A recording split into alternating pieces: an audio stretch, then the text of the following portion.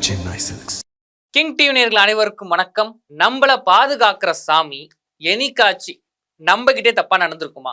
ஆனா இந்த இடத்துல நடந்திருக்கு. தான் பொண்ணு நல்லா இருக்கும்னு நினைச்சு ஒரு அம்மா வந்து ஒரு விஷயத்த பண்றாங்க. ஆனா கடைசியில அந்த ஒரு விஷயம், அந்த ஒரு சம்பவமே அந்த பொண்ணோட வாழ்க்கை முடிஞ்சு போறதுக்கு ஒரு ஆரம்பமா இருந்திருக்கு. நம்பிக்கைக்கும் மூட நம்பிக்கைக்கும் ஒரு சின்ன வித்தியாசம் தாங்க. ஆனா அந்த சின்ன வித்தியாசம் தெரியாம இருந்தனாலதான் ஆனா நிறைய பேரு எது மூட நம்பிக்கை, எது நம்பிக்கை என்ற வித்தியாசம் தெரியாம தான் நிறைய பேர் பல பிரச்சனை போய் மாட்டிக்கிட்டு இருக்காங்க. அதே மாதிரி தான் இங்கேயும் ஒருத்தங்க பிரச்சனைல மாட்டிருக்காங்க. சரி, என்ன நடந்திருக்கு? என்ன சம்பவம்? விரிவா பார்க்கலாம் வாங்க. போன வாரம் சாட்டர்டே இந்த சம்பவம் நடந்திருக்கு. என்னன்னு பார்த்தீங்கன்னா, கேரளால வந்து பல அழகான விஷயங்கள் இருந்தாலும் சில நெகட்டிவ்ஸும் வந்து அங்க இருக்கு. அப்படி நெகட்டிவ்ஸ் அப்படின்னு சொன்னா நம்மளுக்கு என்ன ஞாபகம் வரும்னு பார்த்தீங்கன்னா, அந்த மாந்திரம், மாந்திரீகம், இந்த ஏவல், பில்லி, சூனியம், மூட நம்பிக்கை, இதெல்லாம் போல ஒரு சில விஷயங்கள் வந்து அங்க வந்து நெகட்டிவா பார்க்கப்படுது. அப்படி கேரளால கொல்லம்ன்ற ஒரு இடத்துல வந்து ஒரு சாமியார் இருந்திருக்காரு. அவர் சாமியார்ன்னு சொல்றதா இல்ல ஃபோர்ஜரி பேர் வழின்னு சொல்றான்னு தெரியல. ஆனா இவங்களோட வாக்குலயும் சொல்லுவோம், ஒரு சாமியார் இருந்திருக்கா. அவர் பேர் என்னன்னு பார்த்தீங்கன்னா ராஜன் பாபு அப்படின்னு சொல்லப்படுற முராரி. இவர் வந்து கிட்டத்தட்ட ஒரு 8 வருஷமா வந்து அங்க ஒரு சாமியார் ஒரு பில்டப்ல வந்து வாழ்ந்துட்டு இருக்காரு. இவர் சொந்தமா டிராவல்ஸ் கம்பெனி வேற வச்சிருக்காரு. இதுல நம்ம வந்து தெரிஞ்சுக்கலாம்.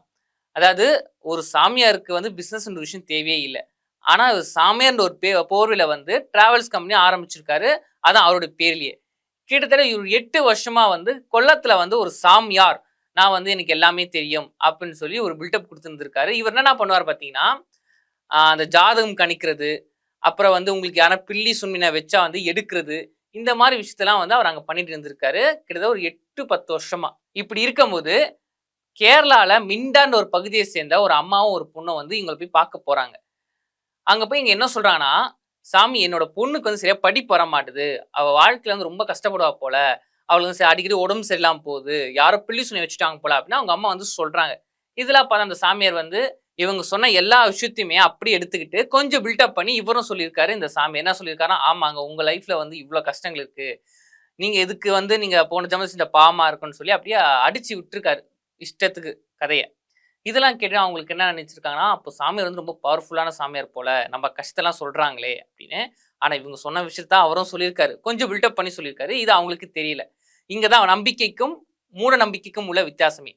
இவங்க அந்த சாமி இப்படி சொன்னோனே, அப்ப சாமியாருக்கு எல்லாமே தெரியும். சாமியாருக்கு வந்து சக்தி இருக்கு அப்படின்னு சொல்லி, சரி சாமியார நம்ப ஆரம்பிச்சுட்டாங்க இங்க.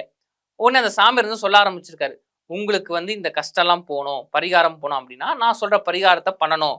அதெல்லாம் பண்ணீங்கன்னா சரியா போயிரும் அப்படின்னு சொல்லி, சனிக்கிழமை இங்க போய் பார்த்து பேசியிருக்காங்க. 8ஆம் தேதி வந்து அந்த சாமியார் வர சொல்லியிருக்காரு. எத்தன மணிங்க? ஒரு 10 மணிக்கு வாங்க. ஒரு பரிகாரம் பண்ணுவோம். பரிகாரம் பண்ணா சரியா போயிரும்மா அப்படின்னு.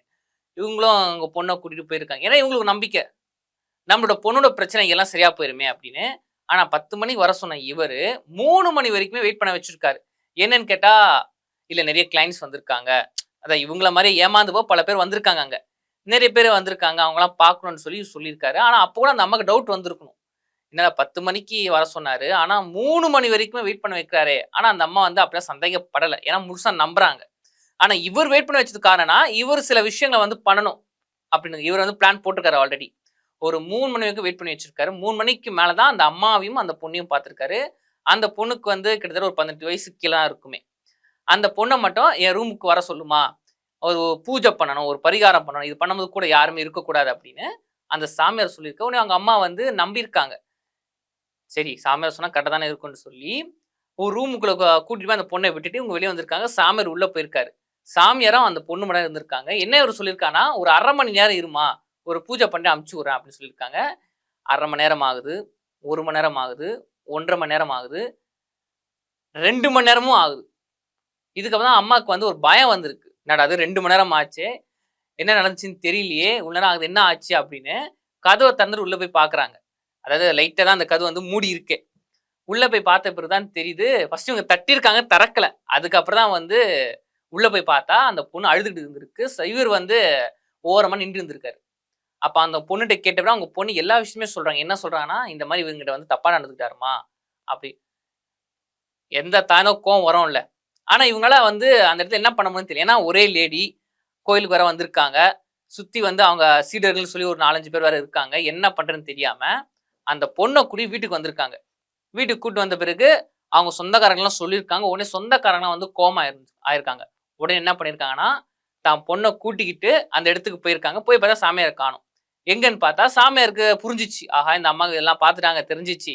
கண்டிப்பா பிரச்சனை பண்ணுவாங்கன்னு சொல்லி, அந்த அம்மா திரும்ப வரத்துக்குள்ளேயே வந்து அந்த சாமியார் சமஸ்தா கோட்டா அப்படின்ற ஒரு லாட்ஜ்ல ரூம் எடுத்து தனியா தங்கியிருக்காரு. இவங்க வந்து போலீஸ் கம்ப்ளைண்ட் குடுத்துருக்காங்க. உடனே போலீஸ் வந்து இவங்கள தேடி இருக்காரு. அந்த சாமியார் எங்கன்னு. அப்புறம் கண்டுபிடிச்ச பிறகு தான் தெரியுது, பல மர்மங்கள் இதுல மறைஞ்சிருக்கு அப்படின்னு. என்னன்னு பார்த்தீங்கன்னா, இந்த சாமியார் இவங்கள்ட்ட மட்டும் தப்பா நடந்துக்கல. பல பேர்கிட்ட தப்பாவும் நடந்திருந்திருக்காரு. இவங்க கம்ப்ளைண்ட் குடுத்த பிறகு, இவர அரெஸ்ட் பண்ண பிறகு, மீடியால வந்த பிறகு தான் பல பேருக்கே தெரிஞ்சிருக்கு. இந்த சாமியார் எங்கடையுமே தப்பா நடந்திருக்காரு. அப்ப இவர் போலி சாமியாரான்னு சொல்லி பல பேர் வந்து அந்த போலீஸ் ஸ்டேஷன்ல கம்ப்ளைண்ட் குடுக்க ஆரம்பிச்சிருக்காங்க.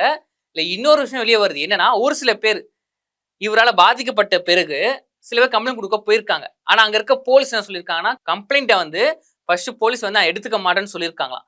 அதுக்கப்புறம் இன்னும் ஃபோர்ஸ் பண்ணி கம்ப்ளைண்ட் எடுத்துக்கோன்னு சொன்னா, அந்த சாமியார் சைட்ல இருந்து சில பேர் கால் பண்ணி இது மேல கம்ப்ளைண்ட் குடுக்கக்கூடாது அப்படின்னு சொல்லி. ஆனா இவங்க கம்ப்ளைண்ட் எப்படி எடுத்தாங்க பார்த்தீங்கன்னா, இவங்க வந்து ஒரு கூட்டத்தோட போய் வந்து கம்ப்ளைண்ட் குடுத்துருக்காங்கல்ல. சொந்தம், பந்தம், ஊர் ஜனம் போனதுனால போலீஸ் வந்து அந்த கம்ப்ளைண்ட் எடுத்திருக்கு.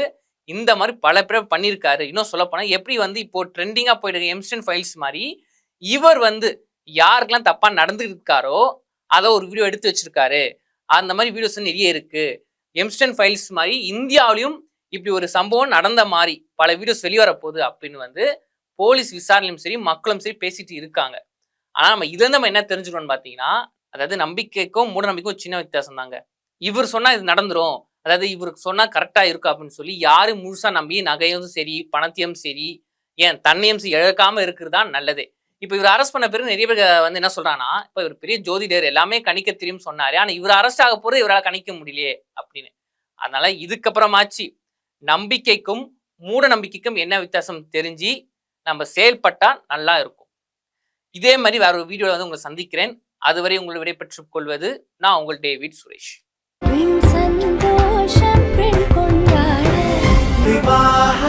மணப்பெண்ணின் பிரத்யேகமான திருமணம் விவாஹா தி சென்னை